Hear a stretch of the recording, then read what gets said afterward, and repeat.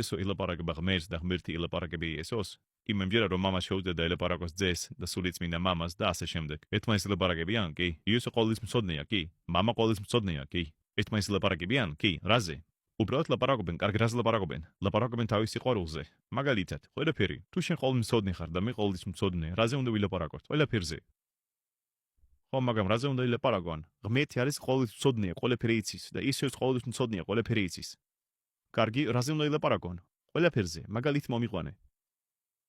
როგორ უყვართ ხალხი და რომ ერთმანეთი უყვარს. ანუ ეუბნება მე შემიყვარ ხარ და ამ ინფორმაციას აწვდის მეორეს. შენ გჯერა რომ იესო ღმერთი და მამა ღმერთია, ხო? ერთმანეთს ილაპარაკებიან? კი.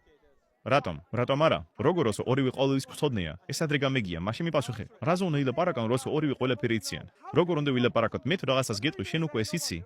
არა. მომიყვანე ერთი მაგალითი, სადაც მამა ელაპარაკება ძეს. შენ თუ იცი რამე სიმართლეა და მე თუ ვიცი რამე სიმართლეა, ჩვენ ხო შეიძლება მაგას დავილაპარაკოთ?